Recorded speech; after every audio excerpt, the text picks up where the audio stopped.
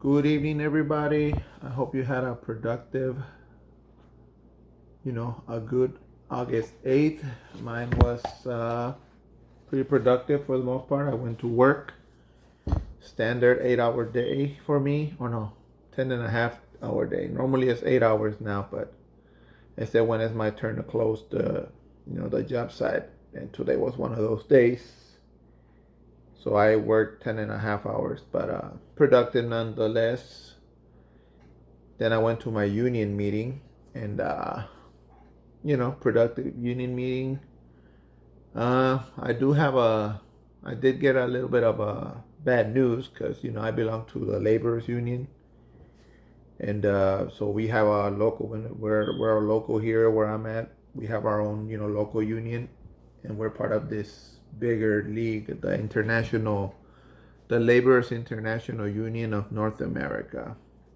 Apparently they had like a grand meeting. I'm guessing all these local unions meet, and whoever is in charge of the international union, you know, very involved in politics. And guess what? They decided to endorse Joe fucking Biden. But I mean, I mean, I guess I shouldn't be so surprised because apparently a lot of union leaderships, I should say, they're endorsing Joe Biden. That doesn't mean the rank and file will vote for Joe Biden, during the Democratic primaries. But yeah, I really wonder how that freaking works in the first place. Like, because this is what my like I said, we had our union meeting today for our local, and what do you call these guys? Give me 1 second.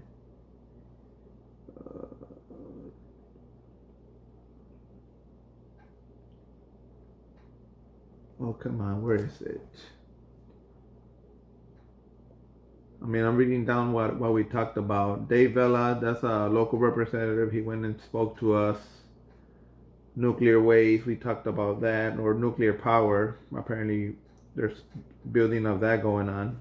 I raised concerns about nuclear waste. Reading of the minutes, communications, executive boards, reports by BAs and field representatives. BAs, I think, is a business agent or something. So I think that's my BA. He pretty much is like, when he broke the news to our local that the International Union of Laborers endorsed Joe Biden. He's like, I get it, he's old. He says, I get it, he's old, and he just doesn't look in good shape. But he says the caveat he added in Biden's favor. He's like, he has delivered for our kind of trade, pretty much. For if you're a labor, you're benefiting from Joe Biden's policies, like in the construction business and stuff like that. Pretty much. I mean, it's true. That's actually true. I mean, I don't like admitting it, but it's true. The reason why I don't like admitting it is because the bar is so damn low, man. He did the bare minimum. That's what we call him in some circles. They call him bare minimum Biden. There's so much more that he could do for unions. Let's remember what he did to the rail workers, So anyways, that's technically true. Joe Biden has done more for labor, for workers, especially unionized workers, more than Obama did, certainly more than Trump did, more than Bill Clinton, more than George Bush, probably more than Reagan. Who was before Reagan? Jimmy Carter? I don't know if he done more than Jimmy Carter, but certainly more than those other ones that I mentioned. More than Reagan, more than Clinton, more than Obama, more than Trump. It's still a bare fucking minimum, but it's true. He is technically right, and the thing about our union, I think most. Let me move this a little. Most union workers, they tend to vote for their pocket. which is true. I mean, it's not a bad interest to have. Vote for it. Make sure you have a steady paycheck. Make sure you have a job. To me, I go beyond that really. So that's why I'm not fully like blindly gonna support Biden. Yes, I like having money, but to me, money is not everything. I actually would like some clean air. Thank you. Clean soil, clean water. Uh, and yeah, man, I'm just not. I think the older I'm getting, the less more I am about materialism.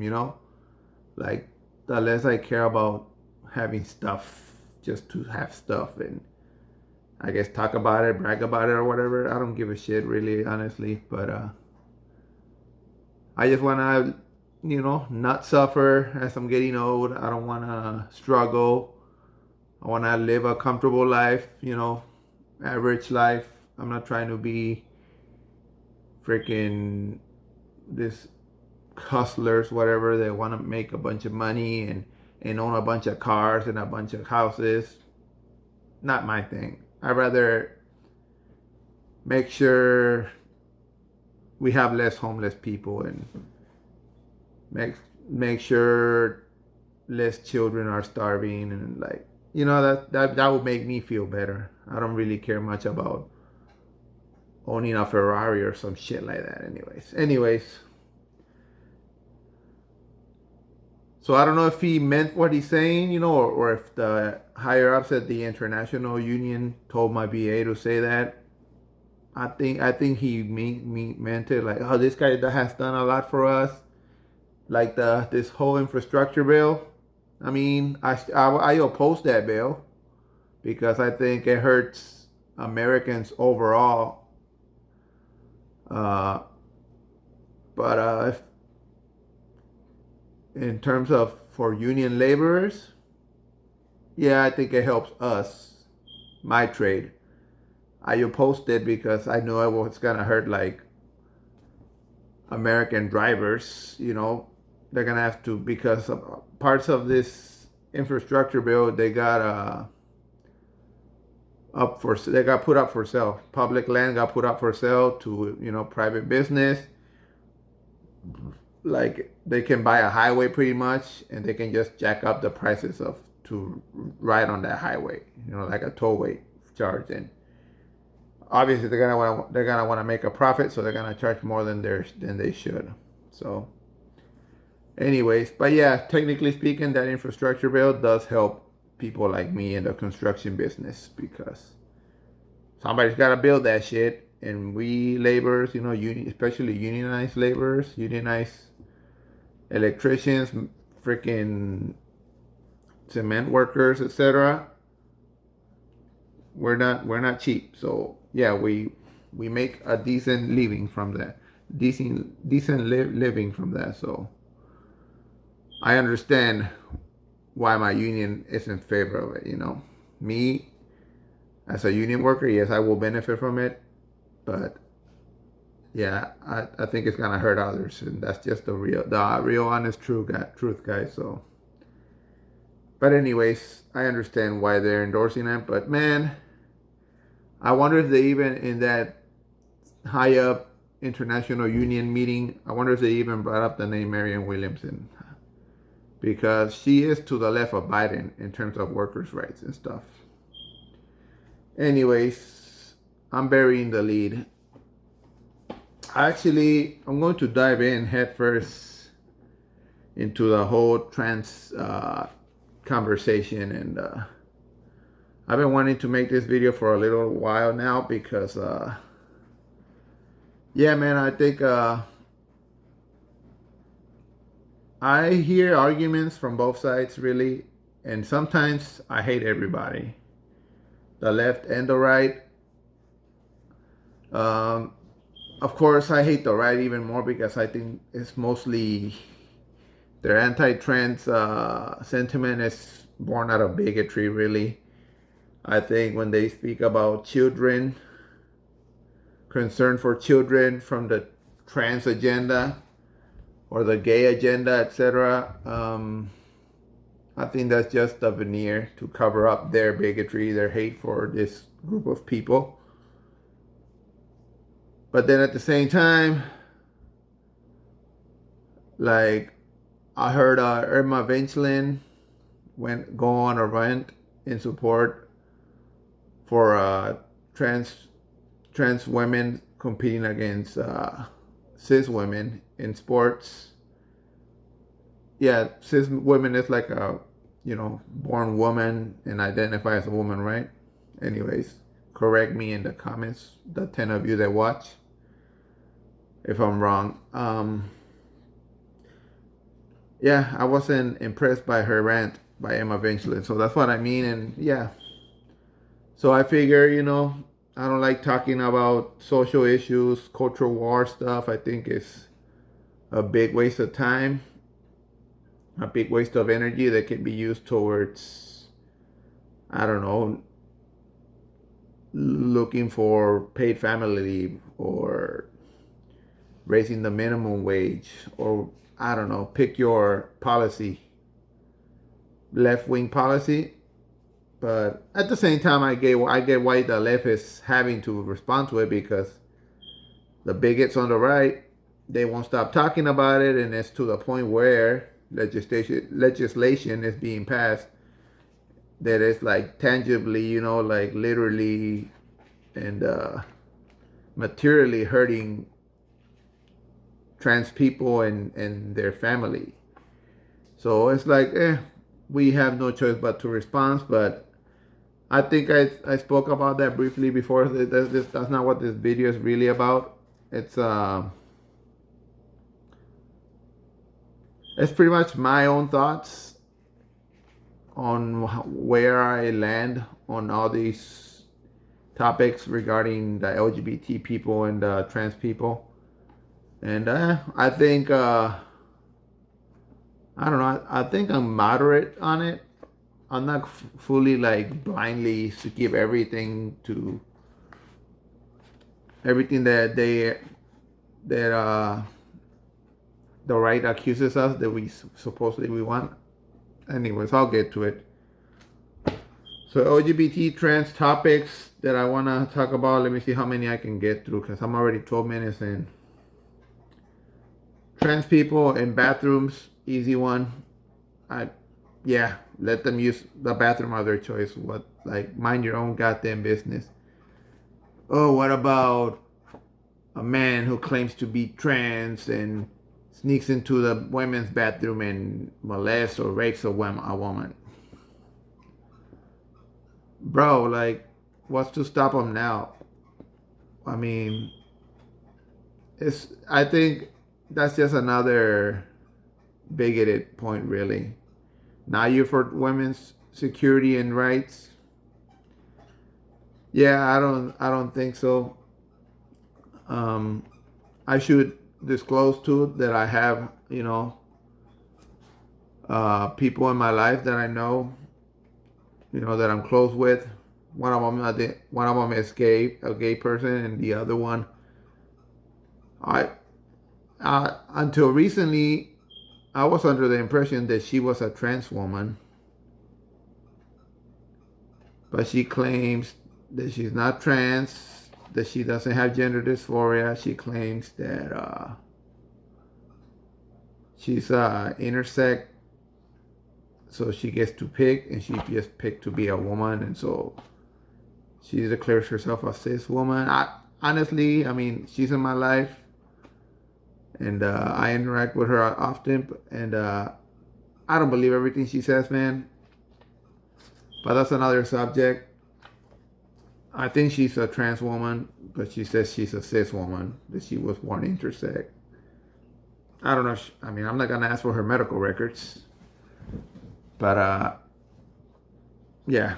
So I think what she is, and she definitely identifies as a she, so she is a she. That's her pronouns. One of her pronouns. What's the other? What is it? She and her? Yeah. And yeah, I certainly do abide by that because either tomato, it's still the same pronouns,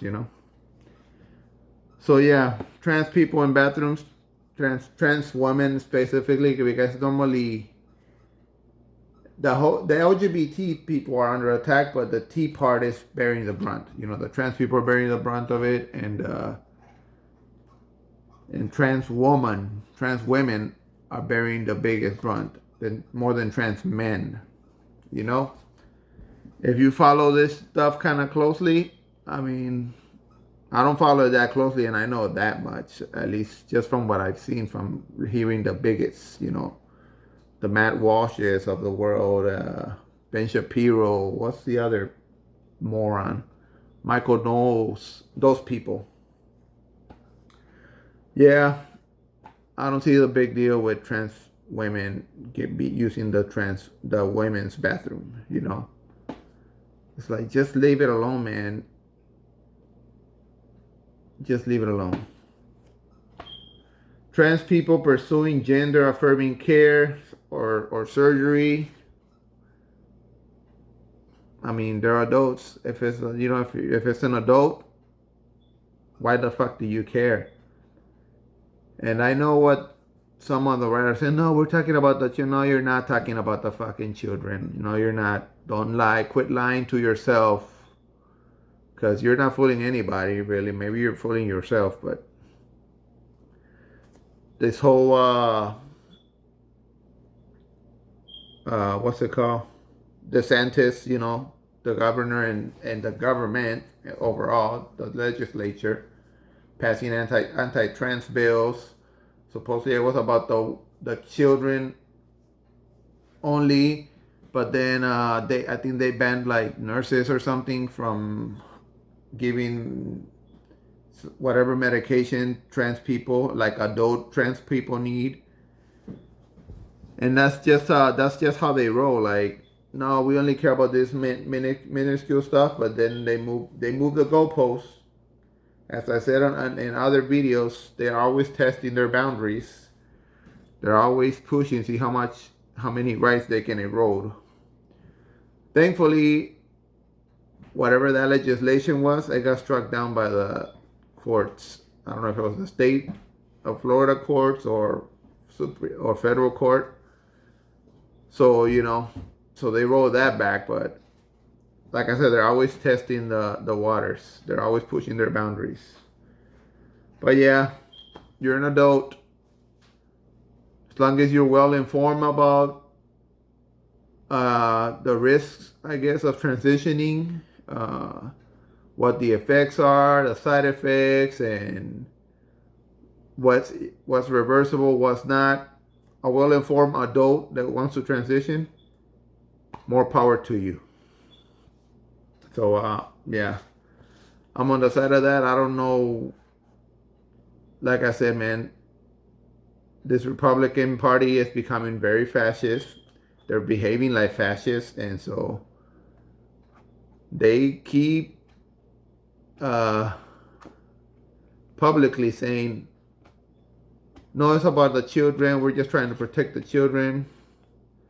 But behind closed doors, they're trying to just erase trans people, put them back in the closet. And if they can, they'll probably try to reverse gay marriage too.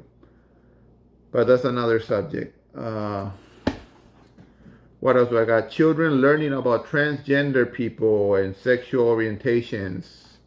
Okay, that's a little bit of both, the whole trans people and gay people, and at what age is appropriate for children to learn about transgender people or gender dysphoria or sexual preferences. And I'll repeat it again. I don't think they're genuine on the right when they talk about this.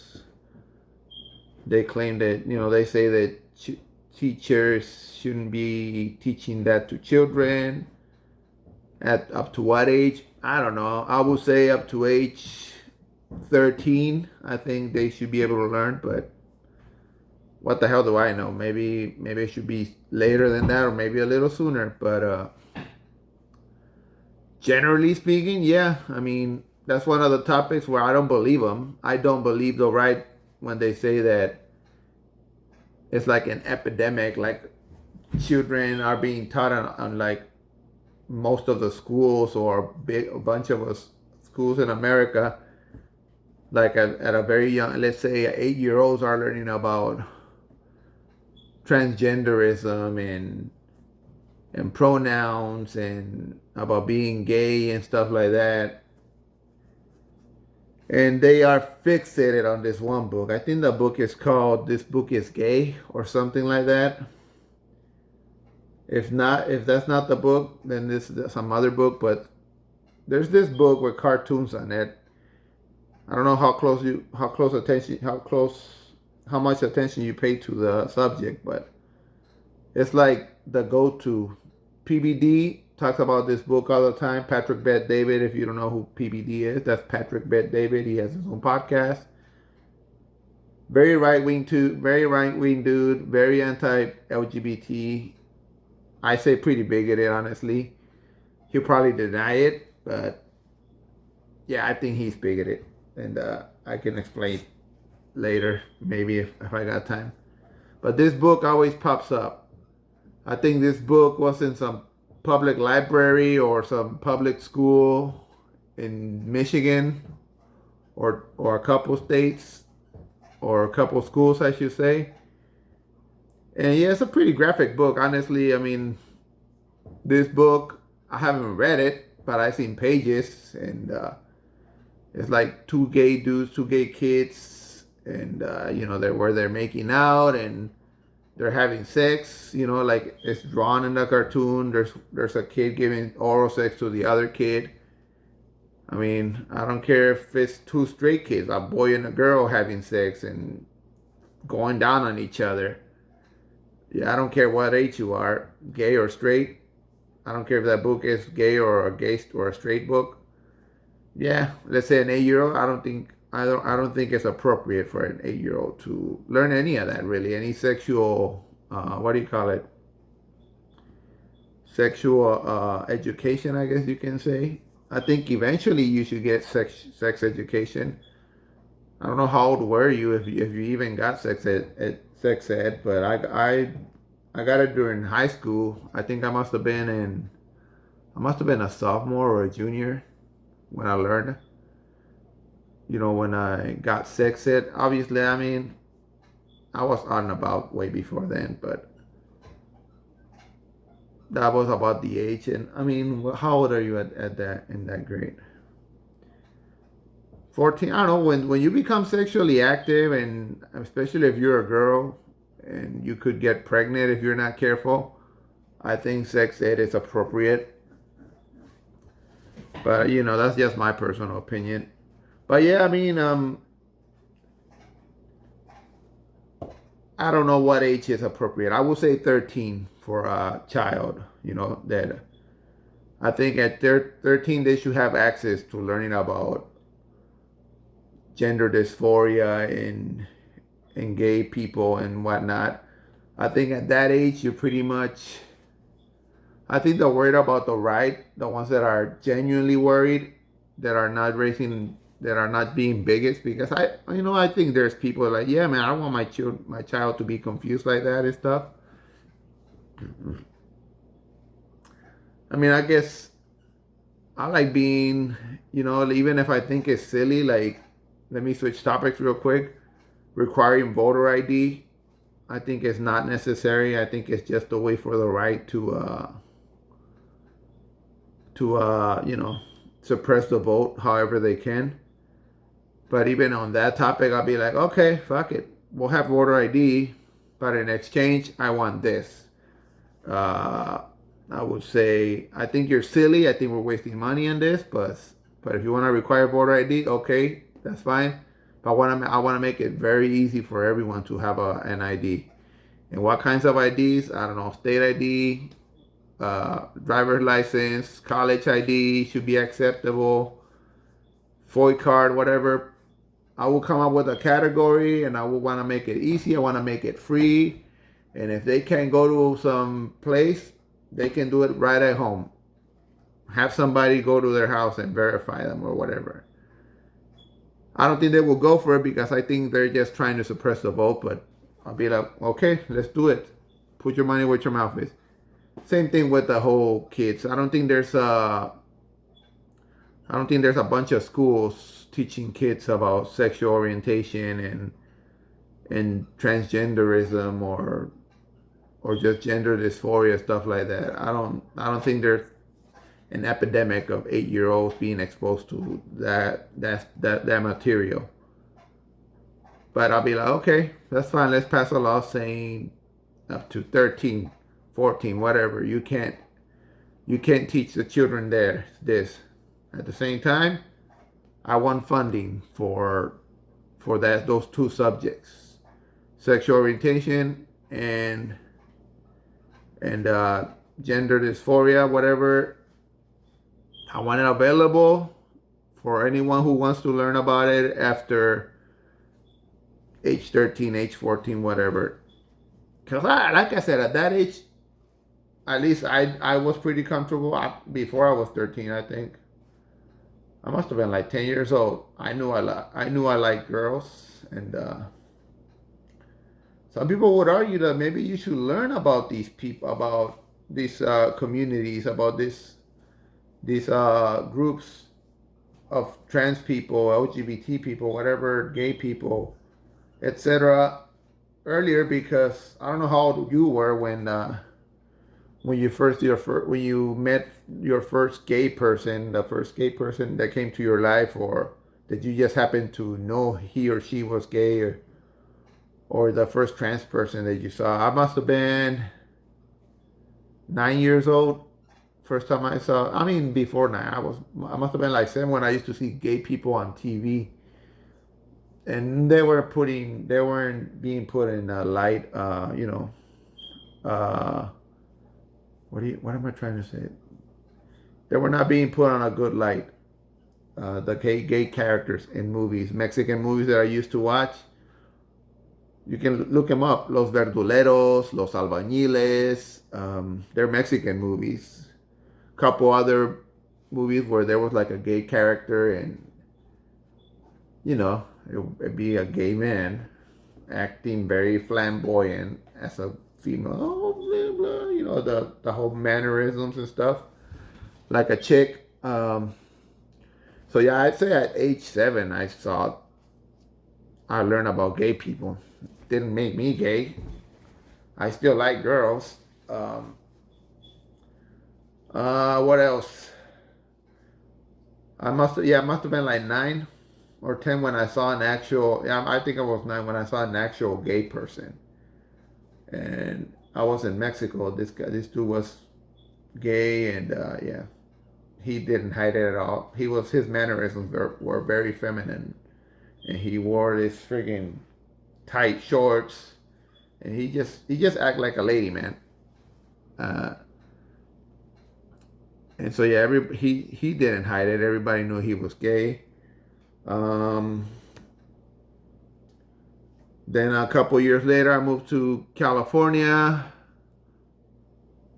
I met two ladies who were lesbians, and again, they were very open about it, and they had their girlfriends too, and they acted like dudes, and so yeah.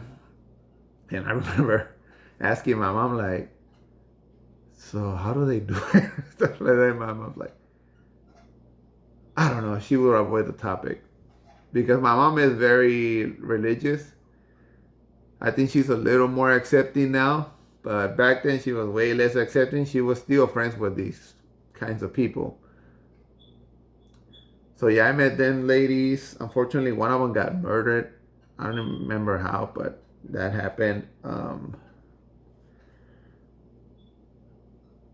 Then I met a trans woman, which I didn't even know what a trans lady was until I met her, really, because I was just thinking, that's another F word. Yes, I used to say the F word. I didn't, my terminology wasn't there. I wasn't trying to be offensive. But yeah, that's another gay person, another gay dude. But I was like, man, this gay dude is really trying hard because he was dressed up like a woman and very soft spoken. And I don't know. I mean, he almost tricked me, but then I'm like, no, this is a dude. I would say that this is a gay dude. And then I don't know, a couple years later, no, she's a trans woman. And I remember she used to have a joke because they used to ask her like, because she used to go by Deborah, but I think when she was obviously born as a boy, and her parents named her Julio, so they're like Julio or Deborah, damn it, and she would reply, I am Julio by day, and I'm Deborah by night. And I just thought that was funny. A lot of people used to laugh when she would tell that short joke. But yeah, I must have been, I think I was 11 years old when I met her, the first trans person. Then I met a couple other gay persons, and then I came here, and I know a few other gay people, and I know a trans woman, two trans women now. I actually met another one not so long ago, like last week, and yeah, she's I see her. I'm gonna start seeing her normally, and that doesn't bother me, but yeah, just trying to kind of show the background on how to think about it by yourself. Think about yourself. When was the first time you saw someone that was gay or trans, etc. Just to make the argument that maybe it should be kids should have access to this kind of education sooner. I think eventually, I think if you ask the right, they might say they should never get this education. And that's how you freaking breed bigots, man. That's how you create ignorant people that are just closed minded. Because they're going to meet a gay person eventually. They're going to meet a trans person. So they have to learn at a certain age at one point. I think it's healthy for society, it's healthy for them. So they're not panic and turn into bigots because they're going to be scared of this group of people, this type of person that they never seen before or even heard of. So I think it's healthy that they should know. But I don't think the right will even compromise to that. I'll be like, yeah, sure, we'll protect children up to 13. No access to sexual education of any form until puberty or whatever. But eventually they're going to have to learn. I want the funding to be there. And I want it to be, I don't want them to feel ashamed. Like, I don't want the school or the class teaching it. I don't want it to be hidden in some closet behind there where nobody can see it. It needs to be up there with a big sign and sign up if you're interested. Just seeing the sign, like, should at least give the warning. Oh.